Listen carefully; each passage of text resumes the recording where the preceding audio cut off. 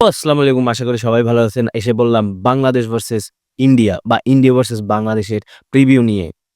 যেটা কিনা হবে ২৫ তারিখ ২৫শে মার্চ সন্ধ্যা ৭:৩০ টার সময়। তো যাই হোক আসি প্রিভিউ অনুষ্ঠানে আপনাদের জন্য। ১ম এ আমি বাংলাদেশের স্কোয়াডটা দেখাই। বাংলাদেশ মিতুল মার্মা, সুজন হোসেইন, শ্রাবণ, তপু বর্মন, তারেক গাজী, শাকিল হোসেন, শাকিল তপু, ইসা ফয়সাল, রামাত মিয়া, সাদউদ্দিন, হামজা চৌধুরী, মোহাম্মদ হৃদয়, জামাল ভুঁইয়া, সোহেল রানা, আ স র আ কি সাইয়েদ শাহ, চন্দন রয়, মুজিবুর রহমান জনি, শাহরিয়ার ইমন, শেখ মোরসালিন, ফাহিম, রাকিব হোসেন, ইব্রাহিম আলামিন। আমি কিছু কথা বলতে চাইতেছি। মানে আমি যেকোনো একটা স্কোয়াডে মিনিমাম প্রত্যেকটা পজিশনে ২ থেকে ৩ টা প্লেয়ার থাকে। আমি কোনটায় যেমন গোলকিপারের ৩ টা পজিশন থাকা আছে। সেন্টার ব্যাকে ৩ জন আছে। ঠিক আছে? বাট ২ টা সেন্টার ব্যাকের জন্য ৩ জন। এটা বা ৪ জন ঠিক আছে মানলাম। বাট রাইট ব্যাক ২ জন, মাত্র লেফট ব্যাক ১ জন নিছে। এটা কোন ধরনের ফাত্রামি? ভাই আপনার মিডফিল্ডে ২ জন ফিক্সড। আপনি জামাল ভুঁইয়াকে আর হামজারে খেলাইতেছেন। তো হামজা, জামালের জন্য আপনি ২ টা প্লেয়ার রাখতে পারেন মিডফিল্ডের জন্য, ডিফেন্সিভ মিডফিল্ডের জন্য। বাট আপনি ডিফেন্সে সময় না দিয়ে স্কোয়াডে ডিফেন্স না নিয়া আপনি এতগুলা মিডফিল্ড নিয়ে নিছেন। এতগুলা মিডফিল্ড লাগে? কোনোভাবে লাগে না ভাই। তো আসেন আমরা আপনাদের লাইন আপটা দেখাই। আমার প্রবাবল লাইন আপটা দেখাচ্ছি আপনাদের জন্য। মারমা, ২ হচ্ছে তপু বর্মন আর তারেক কাজী, দেন সাদউদ্দিন এই রাইটে পজিশনে রাইট ব্যাক অ্যান্ড ফয়সাল হচ্ছে left back, Jamal Bhuiyan and Hamza Chowdhury থাকবে মানে মিডফিল্ডে। আর ফাহিম লেফট উইংয়ে, রাকিব হোসেন রাইট উইংয়ে, Morsalin central attacking midfielder number 10 পজিশনে খেলবে আর আলামিন হইলো নাম্বার 9 পজিশনে খেলবে। এটা হইছে বাংলাদেশের। দেন আসি ইন্ডিয়ার যেটা বিশাল কাইত, ঝিনগান, ভিকে সেন্ট্রাল ব্যাক, ভালপুইয়া আর Bose left back, right back পজিশনে। দেন ওয়াংজাম, ছেত্রী, এটা হইতেছে এই ওয়েট আমি একটু জাস্ট দেখাচ্ছি। তো ডিফেন্সিভ হাফে বা ডিফেন্সিভ মিডফিল্ডে সুরেশ ছেত্রী আর আয়ুষ ওয়াংজাম। তো ওই পাশে কালাসো লেফট উইংয়ে, আর রাইট উইংয়ে নুরেম, আর সেন্ট্রাল মিডফিল্ডে আপুইয়া যেহেতু ব্র্যান্ডন মালদ্বীপের সাথে খেলতে ইনজুরি পড়ে গেছে, দ্যাটস ওয়াই আপুইয়া খেলতে পারে। আর ছেত্রী তো ফরওয়ার্ড রোলে প্লে করতেই আছে। দেন আসেন আপনাদের টোটাল ইন্ডিয়া কেমনে খেলতে পারে সেটা বুঝাই। ইন্ডিয়ার খেলার পজিশনটা আমি যদি বুঝাই, প্রথমেই যখনই খেলা স্টার্ট করে যারা, তো ওরা পজিশন বেসড ফুটবলটা খেলার ট্রাই করে। তো দ্যাটস ওয়াই ভালপুইয়া উপরে উঠে যায়। তো যখন ভালপুই উপরে উঠে যায়, রাহুল রাইট ব্যাক পজিশনটা এবং ঝিঙ্গান এই সেন্ট্রাল মাঠে 3 ম্যান ডিফেন্সে চলে যায়। তো সুরেশ ডিফেন্সিভ হাফটা দেখে অ্যান্ড আয়ুষ সরি। সুরেশ চইলা যায়, উপরে উইঠা যায়। অ্যান্ড আয়ুষ ডিফেন্সিভ হাফটা দেখে। আর ভালবুইয়া তো লেফট উইং ব্যাক হয়ে যায়, যেটা কিনা তখন উইংকে সিংকে হেল্প করার জন্য সে উপরে উঠে যায়। তো যখন উপরে উঠে যায় তখন আপুইয়া তো ফলস নাম্বার 9 খেলবে উইথ সেন্টার ব্যাক তো না, ছেত্রীর সাথে খেলবে। তখন সুরেশ হয়ে যাবে কানেক্টর। মানে ওই ফরওয়ার্ড লাইনের কানেক্টর, কারে পাস দিবে? সুরেশ তখন বল প্লেইং মিডফিল্ডার হয়ে যায়। তো লিস্টন তখন লেফট উইং এ চলে যায় এবং আপুইয়া এবং ছেত্রী তো কন্ট্রোল করে যখনই তারা ক্যাচ ইন করতে চাইতেছে। আর সিং তো আছেই। তো আপনি যদি আপনি যদি ব্রেক করতে চান, আপনি এই ইন্ডিয়ার পজিশনাল ফুটবলটা যদি ব্রেক করতে চান, তখন আপনার কি করতে হবে? তো আপনার কাছে ইউএসপি হইল হামজা চৌধুরী, আপনার ইউএসপি। তো তো আগে যদি বলতাম তারেক কাজী যদি রাইট উইং এ খেলতো বা রাইট ব্যাকে খেলতো, তখন আমি মনে করতাম তারেককে উঠাই দিতে। বাট যেহেতু তারেক উঠবে না, তপু আর তারেকদের সেন্টার ব্যাক থাকবে, তখন আমার মনে হইতেছে মোরসালিন কন্ট্রোল করবে। জামাল কানেক্টর হবে এবং ফাহিম এবং রাকিব উঠে যাবে। রাকিব আর ফাহিম 2 উইংয়ে থাকবে, আর মোরসালিন কানেক্টর থাকবে, জামাল এইখানে থাকবে, হামজাও এখানে থাকবে। তো হইবে কি 4-1-1 পজিশনটা থাকবে তপু বর্মনে। আর ফয়সাল হালকা উঠতে পারে সাদের সাথে, যাতে হেল্প করতে পারে।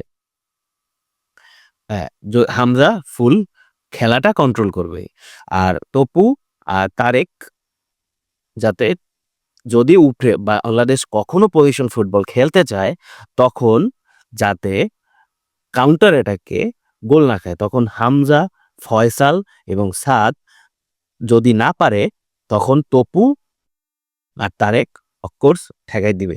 তো এই ক্ষেত্রে ইন্ডিয়াও কিন্তু সেম, আয়ুষ সিংকে পাস দিতে পারে। আর সিং যদি রাইট উইংটাকে তারা, কারণ সিং ইজ নট মানে অতটা মানে ইন্ডিয়ার জন্য অতটা মানে ট্রাস্টেবল না, তখন ভেলপুই উপরে উঠে যায় হেল্প করার জন্য। তো সুরেশ তখন ভেলপুইকে পাস দেবে এবং সিংকে। তো আমার মনে হইতেছে লেফট যে পজিশনটা হবে, মানে ইন্ডিয়ার রাইট, আমাদের লেফট যেটা পজিশন হবে ওইটা ফুললি, কারণ ওইটার উপরে চাপ পড়বে বেশি আপনাদের বাংলাদেশের। তো ফয়সালকে তো উপরে উঠতে দেওয়া যাবে না। ফয়সাল অফকোর্স ট্রাক ব্যাক করার কোনো প্রয়োজন নাই। তুমি ফয়সাল ভাইয়া তুমি লেফটে থাকো, আর কোনো দরকার নাই, তুমি এখানে থাকো।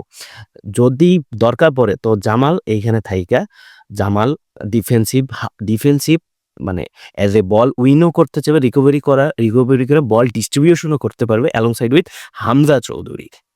আর যখন আয়ুষও হামজার মতোই ডিস্ট্রয়ার, অ্যাটাক ডিস্ট্রয় করার ক্ষমতা রাখে, দে হ্যাভ দ্য ক্যাপাবিলিটি। আপনার যখন এইখানে থাকবে লিস্টনকে অফকোর্স ভাই সার উপরে উঠার দেওয়ার দরকার নেই। আমরা যদি 4 জন ডিফেন্স এইখানে থাকি, 4-2-1-3 যদি খেলে হয়ে যায়, বাংলাদেশের আর দরকার নেই, বাংলাদেশের উপরে উঠার কোনো দরকার নেই। বাংলাদেশ যদি কাউন্টার অ্যাটাকিং বেসটাও খেলার ট্রাই করে, তাহলে বাংলাদেশ ড্র বা জেতার মতো পসিবিলিটি আছে। এখন ছেত্রীকে অফকোর্স দেখতে হবে ছেত্রী কি করতে পারে।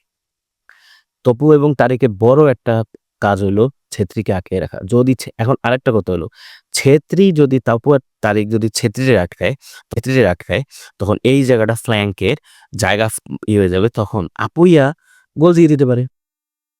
এখানে আপুইয়া গোল দিয়ে দিলে কারণ জায়গা ফাঁকা, তখন মিতুল মানমার কিছু করার থাকবে না, এখান থেকে গোল খাওয়ার চান্সেস হয়ে যাবে আপুইয়ার জন্য। তো এক্ষেত্রে আমার মনে হইতেছে তারেক গাজীর সাথে তোমার ছেত্রীর থাকবে লিঙ্ক আপ, আর তপু আপুইয়ারের তাগা থাকবে। এখন এই দেখেন, আপুইয়া যদি তারেককে দেখে, মানে তারেক যদি আপুইয়ার দেখে, ছেত্রী যদি তপু দেখে, সিংকে যদি সাদ দেখে, সাদ না সরি এই সিংকে যদি ফয়সাল দেখে, আর লিস্টনে যদি সাদ দেখে, তো 4 জনের কাজ তো শেষ। তো এখানে ভালপুইয়া আর সুরেশরে হামজা একা দেখতে পারবে, তাহলে 2 জন হয়ে গেল। তাহলে বাকি থাকে কে? জামাল। জামাল তো কারা থাকে বাকি? জামাল, মোসালিন, সাদ, সাদ না, রাকিব, আর এই আলামিন আর ফাহিম। 5 জন থাকে। 5 জন থাকে। তাহলে এখানে কয়জন থাকবে? 1, 2, 3, 4। তখন এক্সট্রা কতজন? 5 জনের জন্য 4 জন হয়ে গেছে। তো তখন মোরসালিন আর আলামিন চাইলেই ওইটা ক্যাশ ইন করতে পারবে। আর জিঙ্গান তখন একা একজন হাফ সেন্টার ব্যাক হয়ে যাবে, যাকে কিনা চাইলেই গোল দেওয়া সম্ভব হবে। বাট একটাই কথা, আপনি সেট পিসটা একটু ভালোভাবে করেন।